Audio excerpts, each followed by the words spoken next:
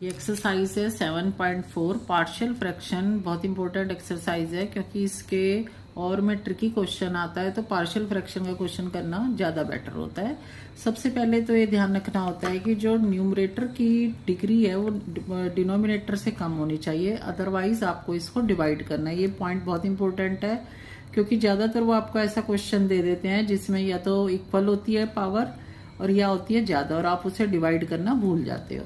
सबसे पहले जैसे लीनियर ऊपर और नीचे क्वाड्रेटिक हो but in the factor form हो तो आप a upon first factor b upon second factor बिल्कुल सिमिलर वे में ये ध्यान रख लो।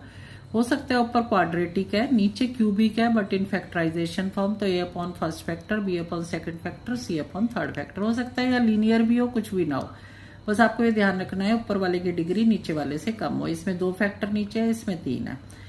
थर्ड है हमारा px ऊपर लीनियर है और नीचे स्क्वायर है तो a अपॉन बिना उसके वाला पावर वाला और b अपॉन स्क्वायर। और ये जो फोर्थ है इसमें एक स्क्वायर है और एक नीचे नॉर्मल लीनियर फैक्टर है तो पहले x minus A square similar, बस इसको c upon x minus B कर दोगे। फिफ्थ बहुत इंपॉर्टेंट है, इसमें आप देख लोगे एक ऐसा फैक्टर है x माइनस ए और एक क्वाड्रेटिक इक्वेशन है जो कि फैक्टराइज नहीं हो सकती तो इसलिए उसके ऊपर लिखा जाएगा bx प्लस सी। जैसे होता है कि एक होती है एक्स स्क्वायर प्लस 4 जो कि फैक्टराइज नहीं हो सकती। ये मैंने आपको बताया था कि डिग्री इक्वल हो, जैसे क्वेश्चन नंबर 6 में हो तो पहले इसको डिवाइड करोगे। जैसे 1 माइनस एक्स स्क्वायर का आपने यहाँ पे x minus 2x square divide किया तो क्या आ गया 2 plus x minus 2 upon 1 minus x square. अब हमारा question number first, second, fifth, 17th और 19th किस पे बेस्ड है? क्वेश्चन उस पे फॉर्मूला नंबर फर्स्ट पे। जैसे फर्स्ट क्वेश्चन है x upon X plus 1 X plus 2 तो इसे a upon first factor plus b upon second factor.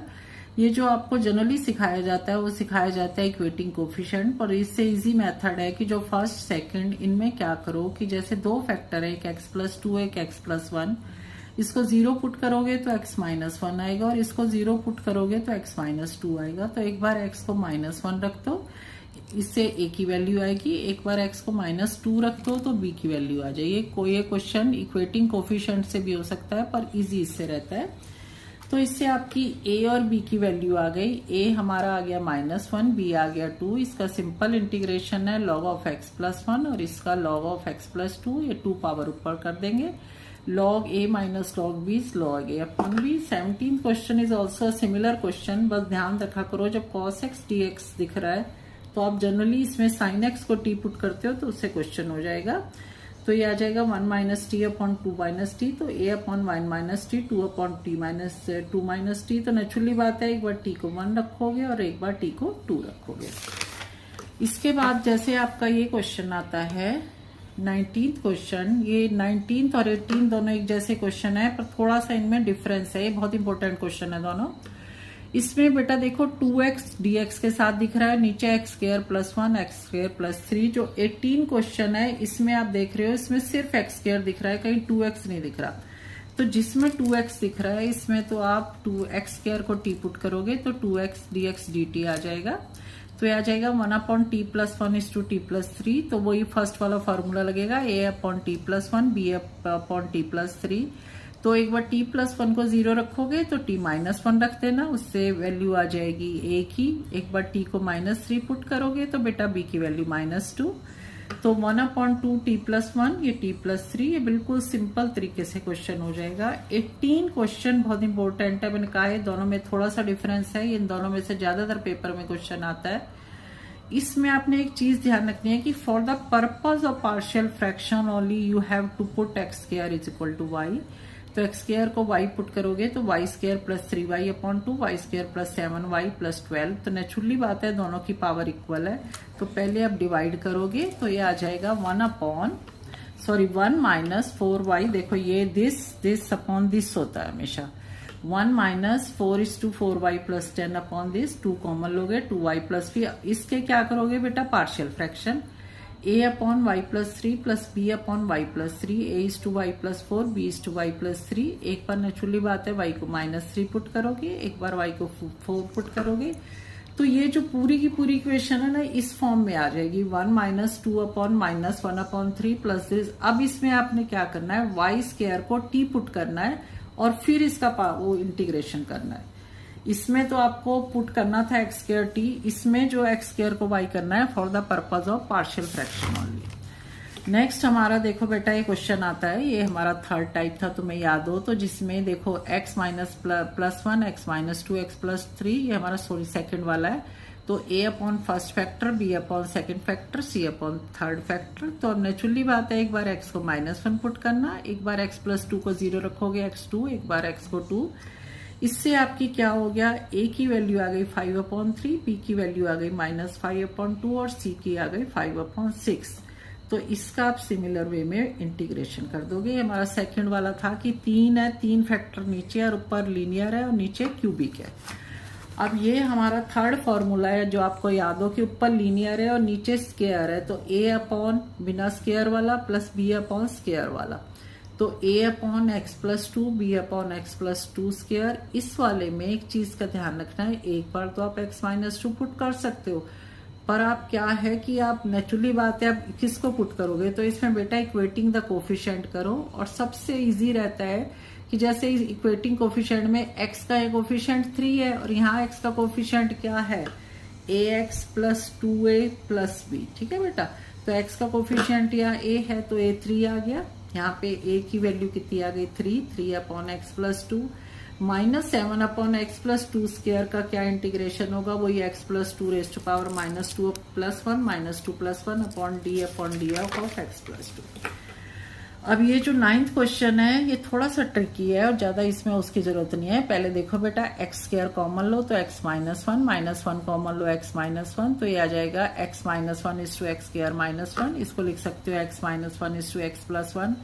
ये हमारा क्वेश्चन कौन सा आ गया, थर्ड टाइप का, यानी एक का है स्क्वायर और एक है बिना स्क्वायर वाला। तो a upon x -1 plus b upon square वाला और c अपॉन थर्ड फैक्टर। तो नेचुरली बात है बेटा इसमें एक बार तो a को आप 1 पुट कर सकते हो, x को 1 पुट करोगे, एक बार x को -1 पुट करोगे। बेटर है कि आप कोफिशिएंट ऑफ एक्स स्क्वायर करो, क्योंकि उससे क्या होता है एक्स स्क्वायर का कोफिशिएंट लेफ्ट साइड पे 0 है, तो यहाँ से किसकी वैल्यू आ जाएगी, c की। तो a, b और c, इसमें आप इसका इंटीग्रेशन कर लोगे, इसका और इसका इंटीग्रेशन करोगे।